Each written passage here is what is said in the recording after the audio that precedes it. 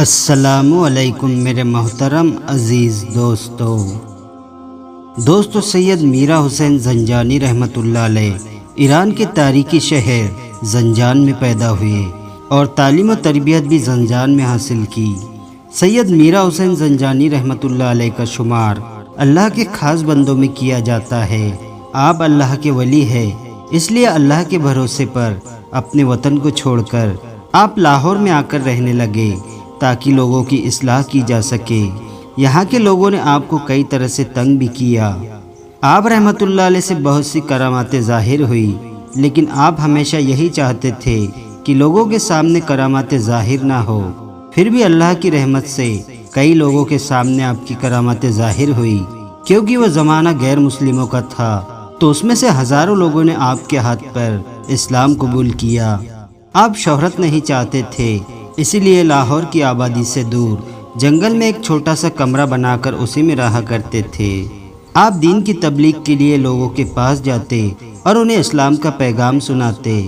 ایک مرتبہ کا ذکر ہے کہ ایک محلے کے دو نوجوانوں نے یہ منصوبہ بنایا کہ یہ تبلیغ کرنے والا بوڑھا ہمیں اکثر آ کر توحید و رسالت کو قبول کرنے کی دعوت دیتا ہے اور بتاتا ہے کہ اللہ ایک ہے، لہٰذا ایک اللہ ہی کو اپنا معبود مانو، اسی کی عبادت کرو، اسی کی بارگاہ میں اپنی حاجتیں پورے ہونے کی التجا کرو۔ وہی اللہ تمام دنیا کا خالق و مالک ہے، اسی کے حکم سے زندگی ملتی ہے اور موت بھی اسی کی طرف سے ہے۔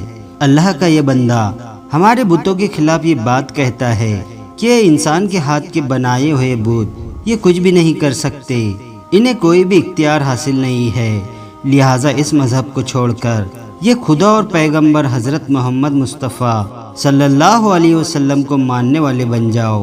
ان کی باتوں میں آ کر مسلمان دن بدن بڑھتے جا رہے ہیں۔ ایک وقت ایسا آئے گا ان کا دین ہم پر غالب آ جائے گا۔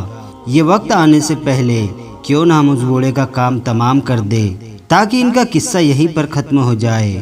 یہ سوچ کر ان دونوں نوجوانوں نے آپ کو جان سے ختم کرنے کا ارادہ کر لیا اور جا کر لوگوں سے پوچھا کہ وہ اللہ کا بندہ کہاں پر رہتا ہے تاکہ ہم وہاں اس بزرگ کی زندگی ختم کر دے۔ لوگوں سے پتہ چلا کہ وہ اللہ کا نیک بندہ آبادی سے دور ایک دریا کے قریب رہتا ہے، وہاں اس کے رہنے کا ایک ڈیرا ہے جہاں سے آ کر وہ ہمیں دین کا پیغام سناتا ہے۔ ایک دن وہ دونوں آپ کو قتل کرنے کے ارادے سے آپ کے پیچھے پیچھے آپ کے جھوپڑی کے قریب آ کر ایک مقام پر چھپ گئے۔ انہوں نے سوچا شام کا اندھیرا چھانے کے بعد آپ کے کمرے میں داخل ہو جائیں گے اور اپنا مقصد پورا کر کے واپس چلے جائیں گے۔ آخرکار بزرگ نے عشاء کی نماز ادا کی، اپنے کمرے میں ذکر الہی میں مشغول ہو گئے تو ان دونوں نوجوانوں نے سوچا خوب موقع ہے، اپنا کام پورا کر کے چلو یہاں سے چلے جائے۔ لیکن دوستو انہیں نہیں پتا تھا کہ اللہ کے ولی ہر وقت اللہ کی پناہ میں ہوتے ہیں۔ جب وہ قتل کرنے کے ارادے سے آپ کے کمرے میں داخل ہوئے اور جیسے ہی انہوں نے تیز دھار والے چھروں سے آپ پر وار کرنے کا ارادہ کیا تو اللہ تعالیٰ کی حکمت کہ ان کی آنکھوں نے کام کرنا بند کر دیا، یعنی انہیں کچھ نظر آنا بند ہو گیا۔ انہوں نے سوچا ہمیں کچھ دکھائی کیوں نہیں دیتا۔ وہ گھبراہٹ میں جیسے ہی کمرے سے باہر آئے تو دوبارہ انہیں نظر آنے لگا۔ ان کے دل میں یہ بات آئی ہمیں یہ شاید وہم ہو گیا تھا کہ ہم اندھے ہو گئے ہیں۔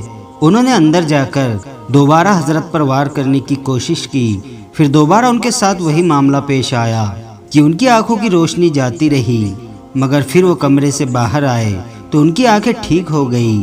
تیسری بار انہوں نے پکا ارادہ کیا ہمیں ویسے ہی بار بار اندھے ہونے کا وہم ہو رہا ہے۔ پھر جب وہ تیسری بار آپ پر حملہ کرنے کے ارادے سے آگے بڑھے تو ان کی بصارت نے کام کرنا چھوڑ دیا۔